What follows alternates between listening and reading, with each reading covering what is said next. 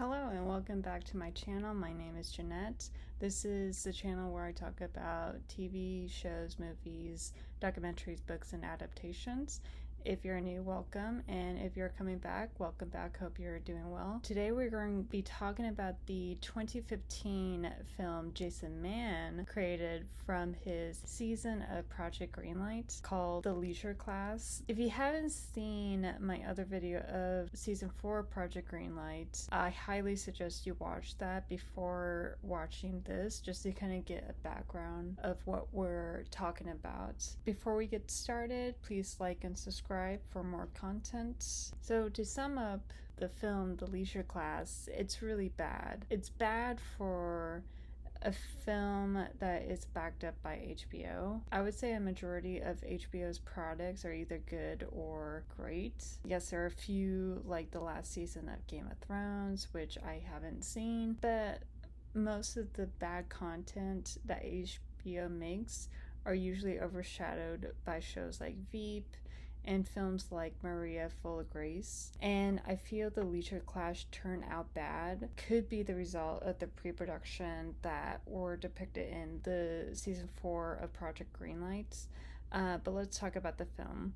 So to start off, you can tell Pete Jones and Jason Mann stretch as much as they can to make the short film into a 120-minute film. There's a lot of filler dialogue, which is a type of dialogue that doesn't carry the story forward and is mostly just there just to add a couple more pages to the film. Especially noted when Charles asks Lenny to leave at the party. So he first asks him when he spots him at the beginning, then he takes him to the living room where he asks Lenny to leave a second time after offering Lenny money, and another time when Charles locks Lenny in the bedroom, stating that he will open the door first thing in the morning just to let Lenny leave, and one more after the car crash scene. In my opinion, I feel that this conversation would have been covered in one scene and that's it, because they can use the rest of the film to add more conflict and maybe more character development, maybe have a B story and a C story. And I know it's very cliche, especially for today's writing, but a lot of movies have it and it's still successful, like if done right. There were also moments where it looked like they were trying to make Tom Bell and Ed Weeks improv, but it just makes the scene very awkward. We were both there at Eton. Goodness me, I love that time of my life. Of course, me too. Because that's when I met a man that would change my life forever, was it? Charles. Love him. Here he is. And I haven't seen him in ages. And you'd call me my name all the time. I would, which is Dean. Dean. So it's Charles and Dean, and here we are. Best pals. What was our catchphrase we used to do at school? Do you remember it? What was it? Here's another school day where we're friends. It wasn't constructive improv, and I understand that improv is very difficult, especially for film, and it requires more of a director who has experience in improv. There are famous directors who are known for doing improv, like Judd Apatow, and they do amazing. They're really good at it. And I don't really think Jason had the experience needed to make it great. Also, I feel that Jason let Tom and Ed know that they can improv without guiding them towards a particular topic. Another was the first scene with the weird lighting situation. If you watch Project Greenlight, you would know that they had trouble trying to get enough signatures from the neighbors around the location to accept the night shoots after 9 p.m. But if you didn't watch the show, you would just think that they just did bad lighting and coloring. So it starts off with the golden hour moment, which is kind of usually between 5 p.m. all the way up until 6 p.m. at the very first shot. Then it goes into a 5:30 shade, maybe 6:30-ish. And then another shot, I'm assuming when Ed comes out of the mansion, that the sun is at a higher angle, which is more of a 4 p.m. lighting. And then finally you have Tom Bell's first shot, which is obviously a 1 p.m. lighting situation with awkward coloring because they're trying to make it dimmer than what it is, and so you just have awkward black coloring in certain areas. I would say, like, it wasn't that bad, but it just kind of reminded me of CSI Miami in a way. There was also a moment where you can tell Ed Weeks and Tom Bell are under a grip setup. It was weird that they didn't reshot that, or maybe like they didn't have a script supervisor. Throughout the film, there were a lot of plot holes overall. For one, Bruce and Fiona are supposed to be politicians, but I never see a campaign manager or an assistant following them around. Especially Bruce is supposed to be a senator. In my opinion, it's like they didn't see Veep, like they don't know how senators run things, or I don't know, politicians live their life. It's just weird. It was also weird that you had Bruce doing all the like meet and greets for Fiona and Ed. So again, it's just very weird. There were points in the story where Mann and Jones could have had developed another conflict, and one example was maybe to have Bruce talk to one of the lobbyists or a donor, only to find out they had been arrested for like drug possessions or pulling a Matt Gates. That way it could create this whole subplot where Bruce and Fiona or Charles and Lenny would have to like help trying to cover their tracks or trying to figure out without making a big thing about it. Or maybe just having a journalist coming in and revealing that they were going to release an article about Charles's real past life, so it could bring up the weird moment, which also brings up a weird moment when Bruce decides to have someone investigate on Charles the night before his daughter is about to get married to this guy. And I'm like, really? You didn't do this beforehand? Maybe like, I don't know, a year before the wedding? Maybe when they got engaged? I don't know. When Allison, I believe it's the older sister, is introduced, the parents leave, and there's like a weird vibe about their relationship between each other. And they don't explain why. They're like, oh, well, if she wants to, say hi, like, she can meet us at the kitchen. But it's just weird because they don't want to talk to her, but at the same time, Allison is in charge of their charity and needs Bruce to sign the paperwork for it. So it just seems like they're being rude to her for no apparent reason. And I understand that they were more upset that she didn't show up for the rehearsal, but they failed to note that she's working, and that was the reason why she was late. Also, their anger towards Allison seemed more than just the rehearsals. It kind of seemed like that there's more to the story, but again, they don't really talk about it. They just like say, oh yeah, they're mad at her, but they don't explain why. A side note, there is a moment when Charles and Allison have this meet cute moment when Allison is being introduced in the film, but they never bring it up, and I don't know, it's just weird. And for me, it just seems like such a cliche for men writing female characters that they feel that every time a woman meets a guy, they just automatically have a crush on them, or they just falling in love at first sight. Also, let me know what you think about this first meet and greet. Don't know if I'm seeing it differently, so moving on. They make Caroline look 26, and Caroline is supposedly the youngest daughter of the three. Like, they have her look 26, but they're treating her like she's 16, and I would prefer they would be more specific with her age, in my opinion, because if she was underage, then it would be obvious understanding why Fiona and Charles are trying to make sure that she's safe. But if she's 26, it does seem odd. I get it that she may be a virgin, but I know friends who are and can live on their own, so they don't need people like me to help them hold their hand or guide them through life. They're adults, they can do it. There was a weird character trait every now and then. For one, there was a moment when Tom Bell, who plays Lenny, goes to the house party, which in my opinion looks very dull for a house party, and he tells everyone to skinny dip. It's very weird in my opinion, because I just don't believe that a bunch of people will be like, yeah, let's just all jump in and like take off our clothes. after someone tells him to do it. Also, during this scene, Charles becomes upset when Fiona lets this happen, which comes without any build-up. For Charles ordering Fiona around during rehearsals, it was the complete opposite. She was the one that was ordering him around, and she was the one that was like introducing him to different people, even though he didn't want to do it. But there's no build-up, so it just makes the moment be an awkward moment. And when the car crash occurs, Charles yells at Fiona and accuses her of causing the accident, but it wasn't Fiona's fault. It was actually Caroline. And I think Charles should have yelled at Caroline instead of Fiona, because she was the one that was driving the car and she was the one that caused the accident. And this would have been great, because if Charles was the one that was arguing with Caroline instead of Fiona,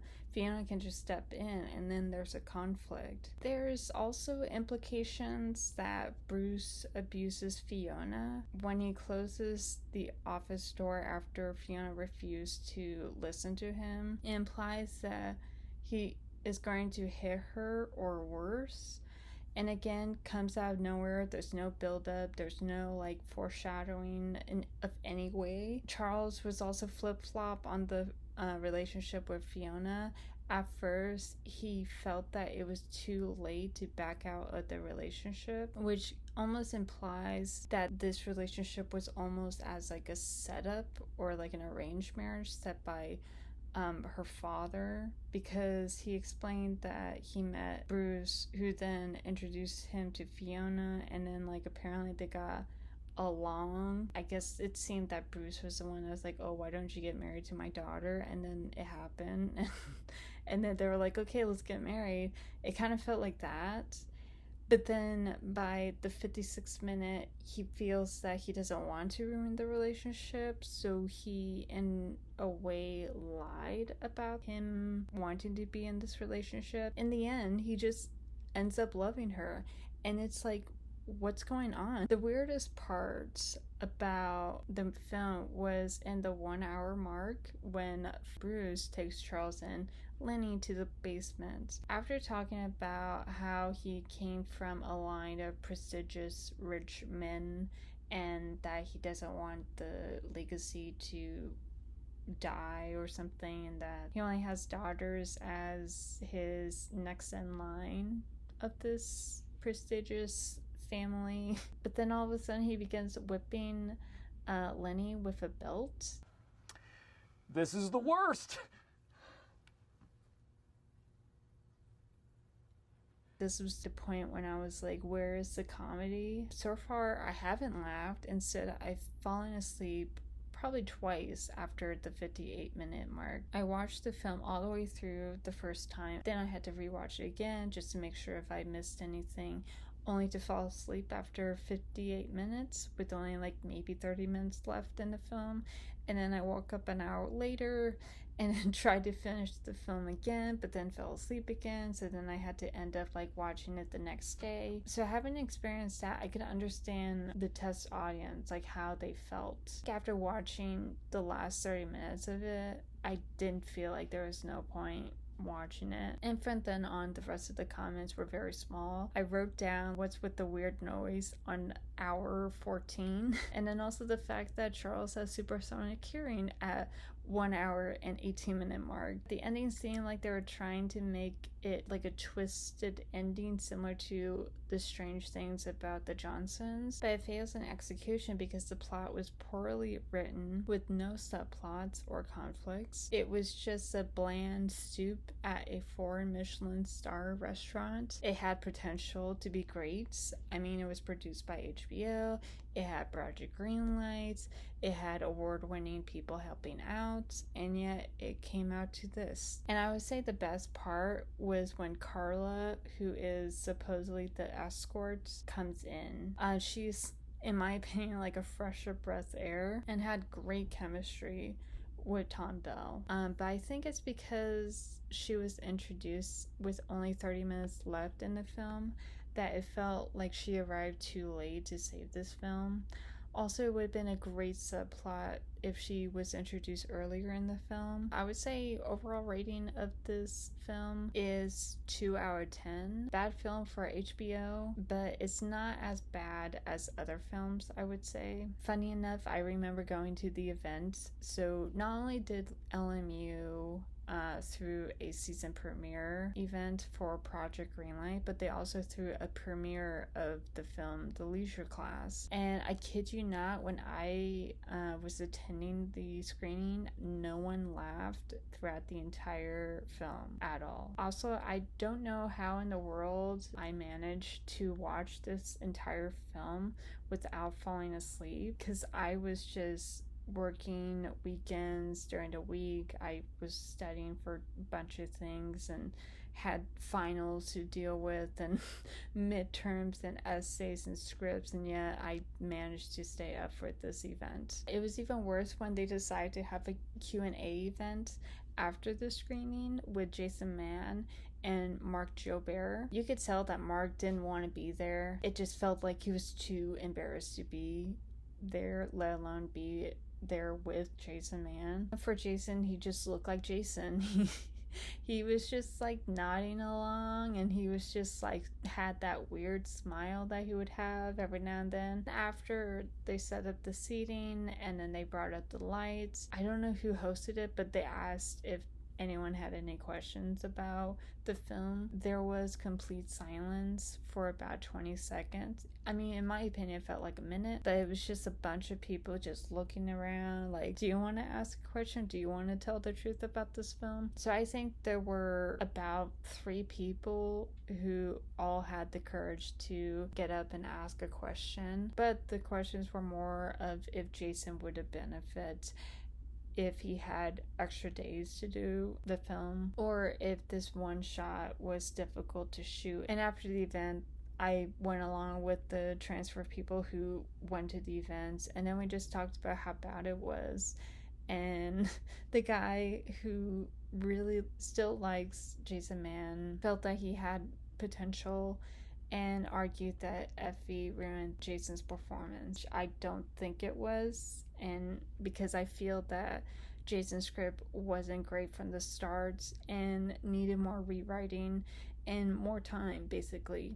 But I think because HBO was probably losing money every day, that they didn't think it was worth like waiting longer or waiting another month to get this done, so they had to work with what they had. But in terms of what happened after the film, the Farley brothers, they keep going. Peter Farley actually won an Oscar for producing probably one of the most controversial films to ever receive a Best Picture award, because it had so many controversies and so many scandals with like racism and just a bunch of BS. He has an upcoming movie called The Greatest Beer Run Ever, but it's unknown if it will be great. It's still in pre-production. Bob, on the other hand, even though he wasn't much into Project Greenlight as much as Peter, he has directed this show called The Now with his brother Peter. However, it's unknown if the series would be picked up because it was originally for Quibbly and has since moved to Roku Channel since Quibbly's shutdown. Pete Jones continues to work with the Farley brothers. He wrote, I'm assuming some of if not most of the episodes for The Now. He also wrote The Greatest Beer Run Ever for Peter Farley. And then he has another film in pre-production called ... and the Art of Sunbathing, which in my opinion kind of looks like an amateur film than a high production film. So in terms of Matt Damon and Ben Affleck, the duo actually got hit hard in 2017 after there were rumors stating that they paid the New York Times to keep an upcoming article from publishing about He Who Shall Not Be Named and his actions against several actresses and female employees. And although they deny killing the story, it's still a bit iffy. It's more of like he said, she said type of thing. Ben tried to play Batman and it didn't work. He also got divorced, went to rehab, and we found out that he has a back tattoo of some sorts. Matt refused to play Jason Bourne in a fourth film, which led to the Bourne legacy, but then he changed his mind in 2016 and then did another fourth film as Jason Bourne. He was also criticized for being a white savior in the film The Great Wall, until people realized that he wasn't the ultimate hero of the film, but it failed to recover the domestic box office. It did well overseas, not so much in the US. Since then, he's done some movies here and there, but has stepped into more of an executive producer role. Effiebrown, she continues producing independent films. She also attends speaking events where she gives people advice on how to run a production company. She also is the CEO of Game Changer Films, which is an equity fund dedicated to finance films directed by women. So go check that out. Mark Jobert, he still continues producing independent projects, but I couldn't find a lot about him, but I'm pretty sure that he still is in the business and still working. And then you have Jason Mann. Since The Leisure Class, he actually hasn't directed anything after that. I'm not sure if Project Greenlight gave him a bad image and prevented him from getting any directing gigs afterwards. Instead, he became a cinematographer for 2 independent projects, but both were outside of the US. He also acted in 2 films, with one of them released last year, but it's not big roles. It was for smaller, maybe cameo roles, so that was kind of it. And he hasn't been active on social media since 2016, so I guess The Leisure Class taught us that you can have $3 million with an A-list group backing you up and still make a bad film. That is it for this video. If you like this video, hit the like and subscribe button. I created an Instagram account where I post updates and video alerts. It is right here of some sorts. Thank you guys for listening and watching this video. My work site is down below, and thank you and goodbye.